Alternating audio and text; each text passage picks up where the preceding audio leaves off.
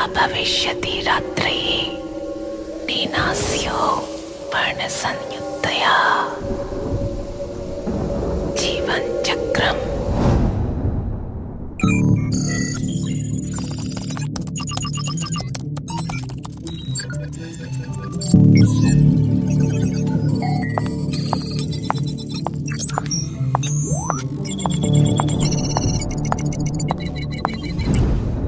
Are you sure?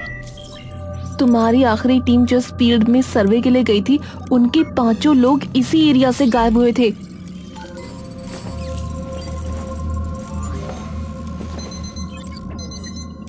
Avani अपनी नजरें घुमाकर खिड़की के बगल में रखे एक टेबल पर रखे हुए पत्थर को देखती है। अवनी मेघा की तरफ देखती है और उसके कंधे पर हाथ रख देती है। डोंट वरी, अब की बार मैं हूँ तुम्हारे साथ, कुछ नहीं होने दूंगी। 6 लोगों की टीम में सिर्फ अकेली मैं बची। अगर कुछ मिला तो सिर्फ ये 5 पत्थर। इस पत्थर के बारे में मैंने तुम्हें नहीं बताया ना अभी तक? क्या नहीं बताया? इन 5 पत्थरों की शेप ध्यान से देखी है तुमने?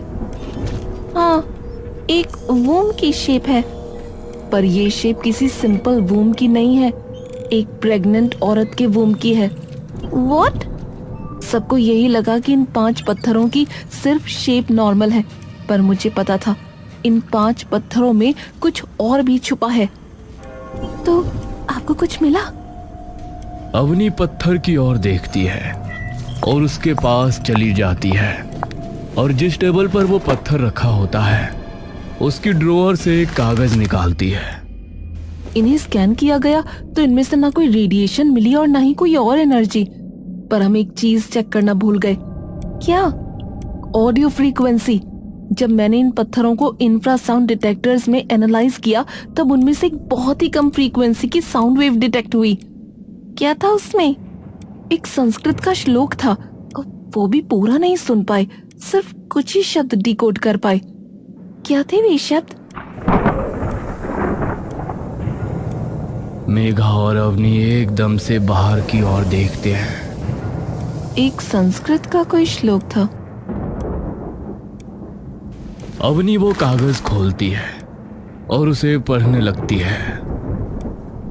गंभीरा रात्रिर्भवति, बीच की फ्रीक्वेंसी बहुत ज्यादा लो थी, वो डिटेक्ट नहीं हो पाई। सिर्फ ये 3 शब्द और आखिरी का एक शब्द। अवनी मेघा की शिकन भरी नजरों की ओर देखती है। क्या था वो आखिरी शब्द? काल भक्षिणी। मेघा जैसे ही वो नाम सुनती है उसके शरीर का हर कतरा कांप उठता है, ना जाने क्यों।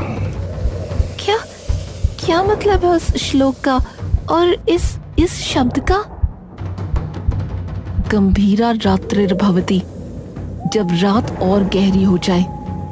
काल भक्षिणी, वक्त को खा जाने वाली। मेघा, कहाँ है तेरा ये नया इंटर्न?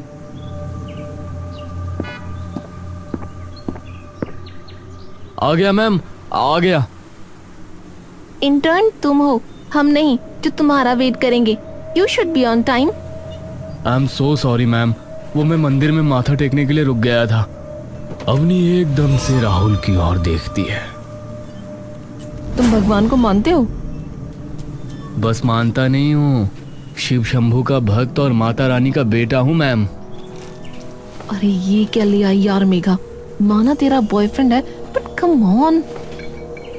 सिर्फ बॉयफ्रेंड है इसलिए नहीं लाई मैम, इसकी ऑब्जर्वेशन स्किल्स बहुत बढ़िया है।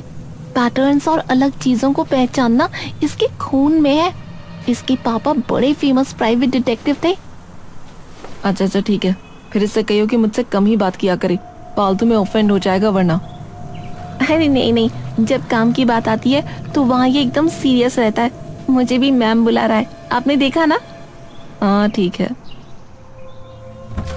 तीनों टैक्सी में बैठकर गूढ़ वन की ओर निकल लेते हैं।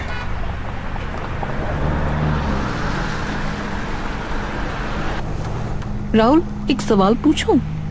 जी मैम, पूछिए ना। तुमने यही रिसर्च क्यों ज्वाइन की? तुम तो इतने अच्छे कॉलेज में हो, डॉक्यूमेंट्री तो और किसी चीज पर भी बना सकते हो। बना तो सकता हूँ, पर मेरे लिए ये ज़्यादा इंटरेस्टिंग है क्योंकि इसमें कुछ नया है। क्या पता कोई नई कहानी मिल जाए, क्या पता कोई नई महागाथा मिल जाए, क्या पता कोई नया भगवान मिल जाए। अवनी कुछ देर राहुल को मुस्कुराकर एक अजीब सी नजरों से देखती रहती है। जुनून है अभी नई चीजों का, कुछ अलग करने का, है ना? उम्मीद करती हूँ तुम्हारे मन में हमेशा यही जुनून बना रहे, क्योंकि उम्र का तकाजा ऐसा है कि एक वक्त पर सिर्फ पुरानी बातें याद रहती हैं। राहुल चुपचाप अवनी को देखता रहता है। गाड़ी जंगल के बीचों बीच एक सुनसान सड़क पर आकर रुकती है। तीनों गाड़ी से उतरते हैं। अवनी अपनी जेब से निकालकर कुछ पैसे ड्राइवर को दे देती है। शुक्रिया भैया।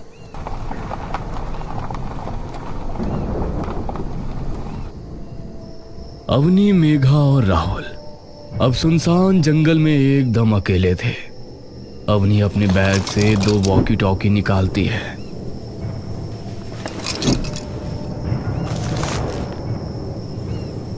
इन्हें अपने पास ही रखना और ज्यादा दूर मत निकल जाना, स्पेशली राहुल। तुमने ये कभी किया नहीं है, इसलिए बता रही हूँ। अवनी, वैसे हम यहाँ सुबह भी तो आ सकते थे ना, फिर अभी क्यों आए? और एक बात मैम, और जो मुझे पूछनी थी, आमतौर पर ऐसे रिसर्च में टीम बहुत बड़ी होती है, लेकिन हमारी टीम में सिर्फ 3 लोग हैं, क्यों?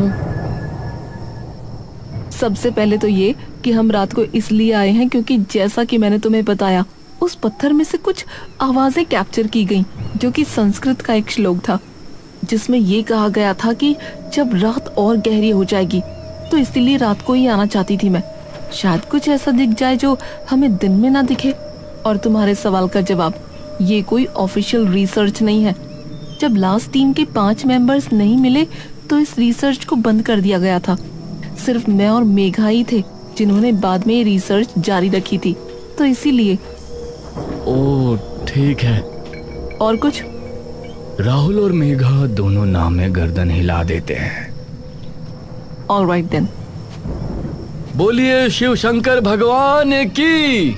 अवनी और मेघा एकदम से अपने होठों पर उंगली रखती हैं। जागरण में नहीं आए तुम? मैम, किसी भी शुभ काम से पहले भगवान को याद कर लेना चाहिए। इससे पहले जो टीम आई थी ना, वो पूजा पाठ ही करके आई थी। राहुल कुछ नहीं बोलता। तीनों आसपास ही रहना, ज्यादा दूर मत जाना। कोई भी ऐसी चीज जो लगे कि अलग है, contain it and capture it. Rahul अपने बैग से अपना हैंडी कैम निकालता है और उसे ऑन कर लेता है। तीनों जंगल के अंदर निकल जाते हैं। जंगल बहुत ही घना और सुनसान होता है।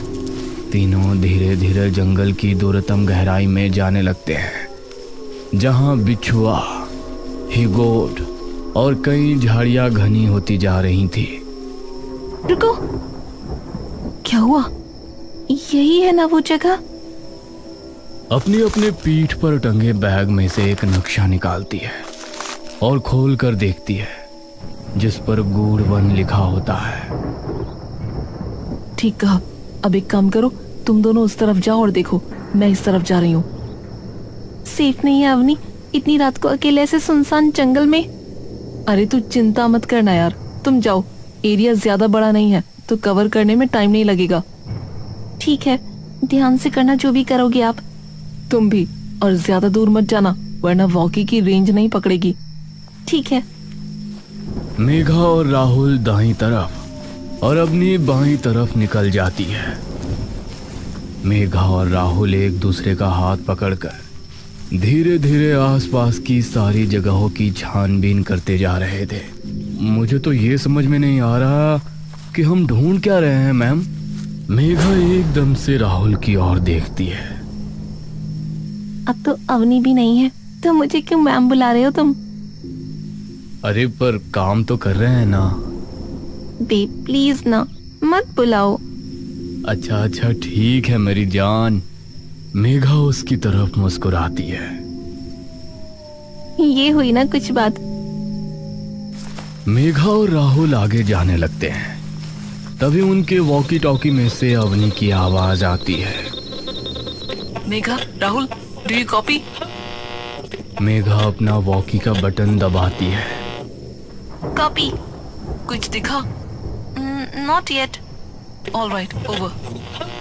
तभी मेघा को सामने से दो सफेद परछाइयां एकदम से तेजी से गुजरती हुई दिखती हैं।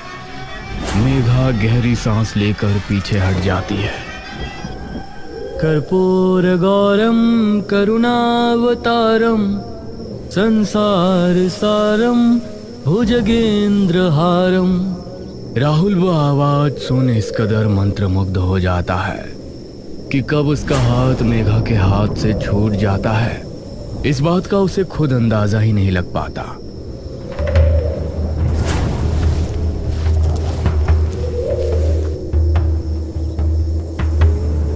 आ जाओ, आओ ना, आओ।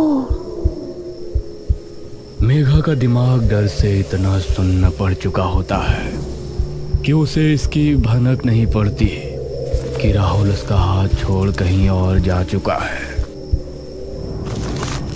मेघा वॉकी को अपने कानों के पास लाती है और उस आवाज को ध्यान से सुनने की कोशिश करती है। बेटी, आ जाओ ना, आओ। यहाँ तुम्हें कुछ नहीं होगा। आ जाओ मेरे पास। मेघा की आंखें डर के मारे चौड़ी खुल चुकी होती हैं, लेकिन ना चाहते हुए भी उसके पैर उन परछाइयों की ओर बढ़ने लगते हैं। धीरे धीरे मेघा अपनी पलकें उठाकर देखती है कि उसके सामने एक बड़ा सा पीपल का पेड़ है। मेघा धीरे धीरे झाड़ियों को हटाते हुए आगे पहुंचती है, लेकिन जैसे ही वो पेड़ के पास पहुंचती है,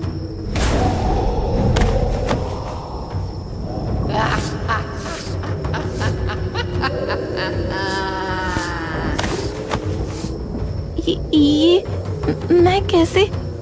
ये तो मैं हूँ।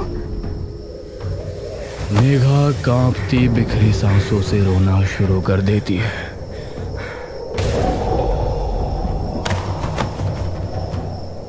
आजा छोरी, तेरे भी बाल आवारों।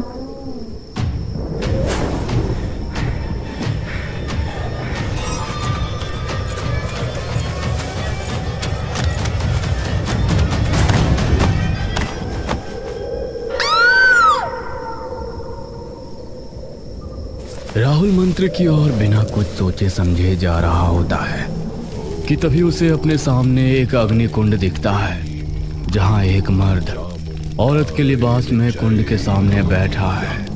तभी वो पुजारी राहुल की ओर एकदम से बड़ी बड़ी क्रोध में जलती हुई आंखों से देखता है।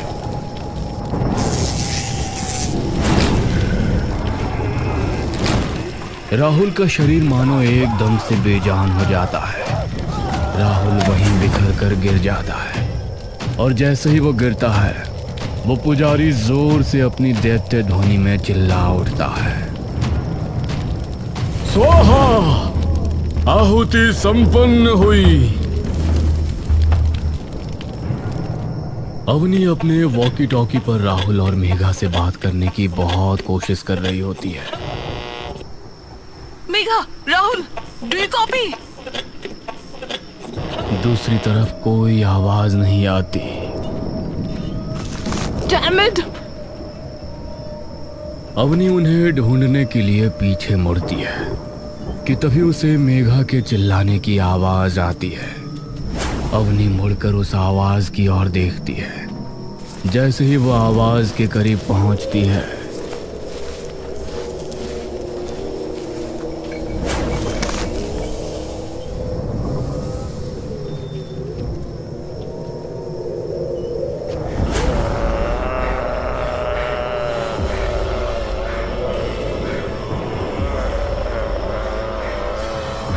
अवनी की आंखों का डर एकदम से विकराल क्रोध में बदल जाता है। अवनी बिना कुछ सोचे समझे सीधे मेघा की ओर दौड़ पड़ती है। कमीने, छोड़ उसे, छोड़! लेकिन तभी वो एक अंधेरे भरे गड्ढे में गिर पड़ती है।